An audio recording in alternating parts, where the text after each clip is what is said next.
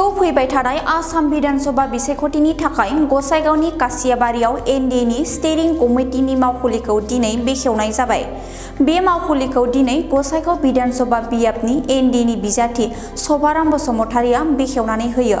बे बेखेवनाय हाबाफारियाव बाहागो लानानै खौरांगिरि मेलनि गेजेरजों सभाराम बसुमतारिया देरहासार जागोना दिनैनि दिनावनो रोखा खासै होननानै एमसिएलए उइलियाम नार्जारिया बेबायदि फोरमायबावो।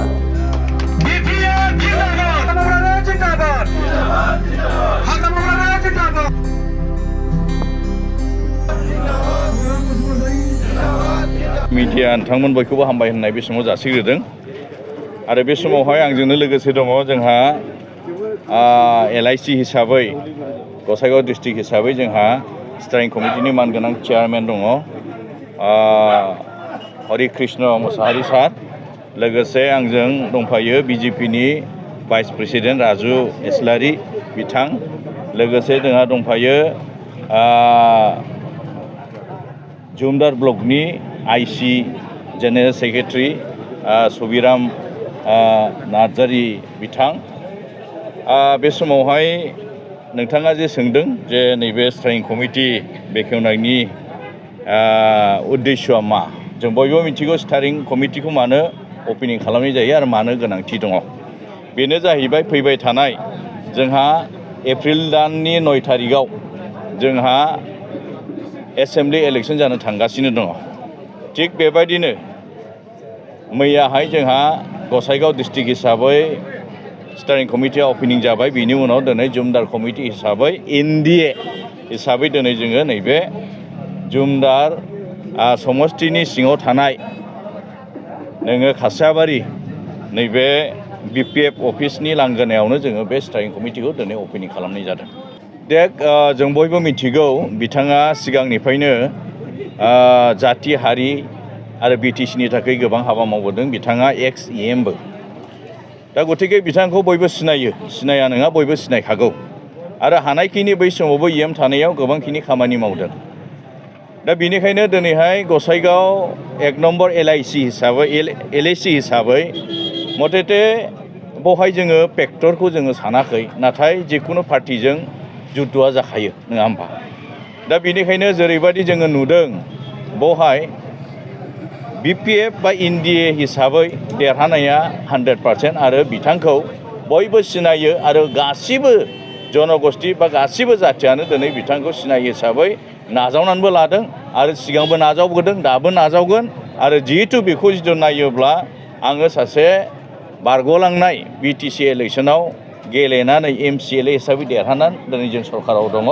लोगोसे सराइबिलनि EM मृत्युन्जय नार्जारि बिथाङाबो सराइबिलनि EM आरो बे गसाइगाव विधानसभा 1आवनो बिथांनिबो गोग्लैजोबो आरो जुमदाराबो गोग्लैजोबो। गतिके दिनै जों सानै दङ। दा बेनिखायनो जोंनो जिखिनि भट होदों साफ्रोमबो रायजो राजाफोराथ' जोंजों दङ, लोगोसे NDA हिसाबैबो जिखिनि भट जोंहा मोनदोंमोन बेबो जोंनावहाय फैफासिगोन, एड जाफासिगोन।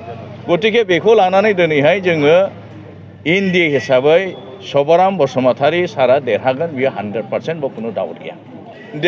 जोंहा BTC हिसाबैनो अलरेडि 28 जन लाना जों सरकार जोङो दागासिनो दंखायो बा सालायगासिनो दंखायो नङा होमबा। आरो जोंनि मानगोनां हाग्रामा महिलारि सारा गोबां भिजनफोर लानानै बारग'लांनाय इलेक्सनावबो गोबां कमिटमेन्ट होदों, बे कमिटमेन्टखौ मावबोगासिनो दंखायो आरो मावलांगोन। लोगोसे एसे सिगां जे मा होनना बुङो बेखौ जोंनि मानगोनां जोंना नरेन्द्र मदि PM सारा गुवाहाटीनिफ्रायनो बिथाङा मा होनना बुङो बेखौहाय पार्सनेलि बियो मिथिहरदों गोबां माखासे डेभेलपमेन्टनि खोथाफोरखौहाय। जेरै जोंनि बे गसाइगाव LIC हिसाबै सबसे मोनसे जोंहा रंजाथाव बाथ्राया बेनो, जोङो बेखौहाय संकस ब्रिज होनगोन ना जुमदार, आंथ' जुमदार ब्रिज होनगोन। जिहेतु बेंगल टु नोङो आसाम मोनसे गिदिर मोनसे ब्रिज जोङो मोननो थांगासिनो दङ। बेखौ जोङो जुमदार ब्रिज होननानैबो जोङो उनावहाय निस्सय दोनोब्ला मोजां जागोन होनना सानगोन।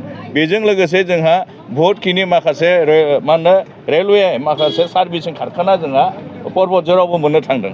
बेबायदि जोंहा माखासे महायबा ब्रिज, चिरांना महायबाबो ब्रिज दङ। बेबायदि गोबां आसनिफोराथ' दिनैहाय जिनिसा जोंनि सिगाङावहाय अलरेडि मोनगासिनो दंखायो आरो मोनलांगासिनो दं आरो मावलांगोन। खिन्थु जोंनिफ्राय बेनो बिटिसि हिसाबै जिखिनि मावनांगौथ' मावनांगौ। दिनै बे बिधान सभा हिसाबै बियो एनडिए हिसाबै होजों थाहैगोन, स्टेट लेभेलाव थाहैगोन। बेनिखायनो एमएलए हिसाबै हुखियाबा बे माखासे गावनि डेभेलपमेन्टखौ गाव माखासे पलिसिखौ लानानै बियो मावलांगोन आरो बिटिसि सरकार हिसाबै जिखिनि मावनांगौ बेखौ मावगासिनो दङ, रायजोनि थाखाय रायजोजों थाफानानै मावलांगासिनो दं। बेनिखायनो केन्डिडेटआ गावहा माखासे पलिसि माखासे भिजन लानानै बियो मावलांबाय थागोन रायजोनि थाखाय।